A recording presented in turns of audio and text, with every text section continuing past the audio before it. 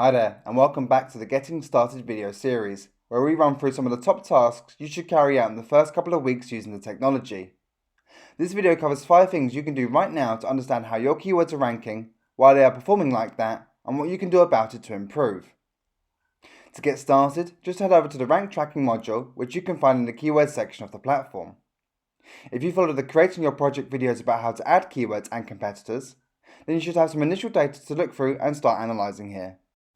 Now for the first tip, which is find out how you currently rank.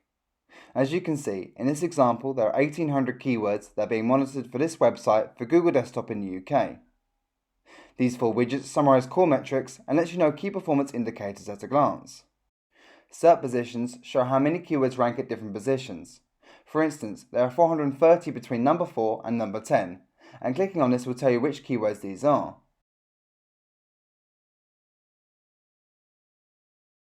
Ranking pages shows how many unique URLs were found on the last check. Estimated traffic estimates how many visitors are coming to these pages each month, with each keyword contributing towards the overall traffic. And media value visualizes the value of your organic traffic, representing how much money you are effectively saving each month compared to if you were to pay for the same traffic via Google pay-per-click ads.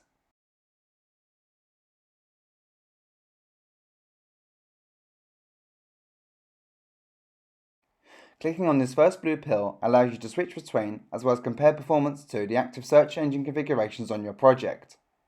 Selecting an additional config will create a side-by-side view, both here in the widgets and the full data table below.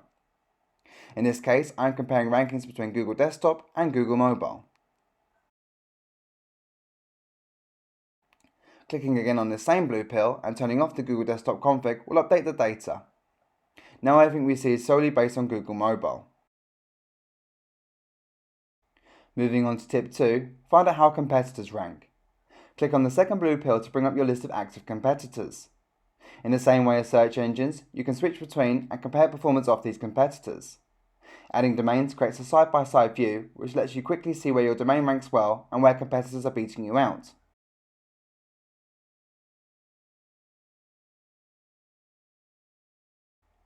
Selecting a single competitor from the list updates the widgets and table to reflect the individual performance of that site against the keywords that you monitor.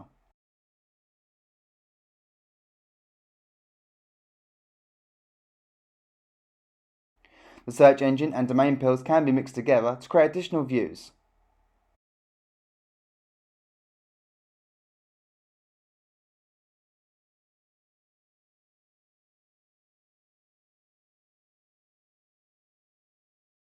Here I am comparing my domain to 2 competitors, looking at Google Desktop and Mobile all side by side.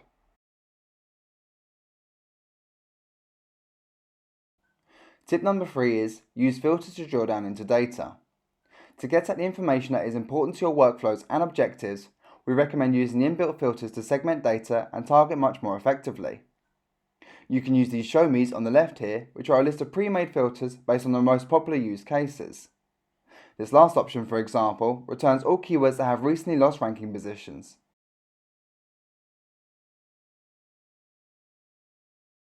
And this can be further fine-tuned by clicking on this blue pill, allowing you to pick a more specific range.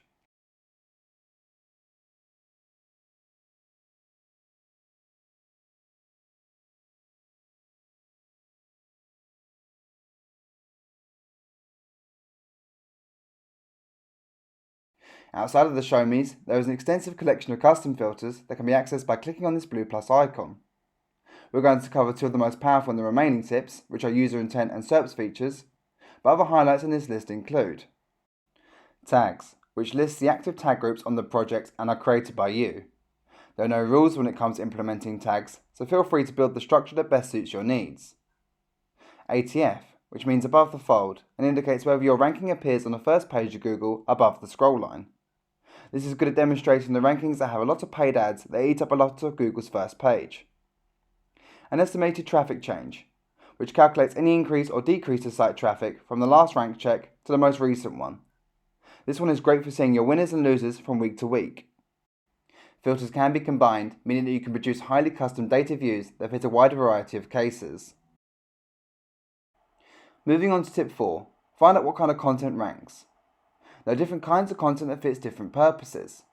For example, a person looking to find out more about a product or service will typically look to carry out research, and therefore wants to engage with content that answers the questions they have. By comparison, a different person that has already completed all their research knows what they want to buy, and so wants content that allows them to make this purchase. Google attempts to serve the content it thinks best matches what a user is looking for when searching a keyword.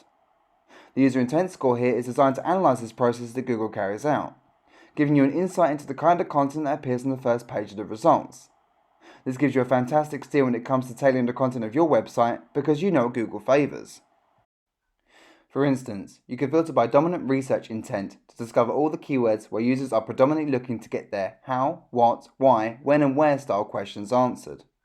From here you could write article or blog style pages that attempt to answer these questions, which would stand a better chance of being picked up by Google over a product or category page that just tries to sell something to the user. The last tip is, find out what type of results appear in Google.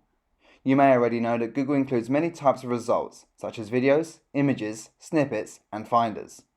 These are collectively known as SERPs features, or universal results, and they are highly sought after positions, because they are more visual than standard rankings and therefore typically attract more clicks. Under this filter, you can choose specific result types to filter by. For example, selecting PAA, which stands for People Also Ask, returns all the keywords where this result appears somewhere in the top 100. PAA takes the form of a block of expanding questions, which Google collates using info from all over the web, choosing URLs based on a number of different factors, such as quality of content, matching user intent, and proper page markup. In this case, you could use this information to discover the questions that are being asked around a product or service, tying back to the previous tip about research intent. Knowing which SERPs features show for a keyword is another great insight when it comes to creating your content, because if you know the results that already appear, you can try to target for them. And that's it. Be sure to check out the other videos in this series for more tips on getting meaningful SEO insights. See you!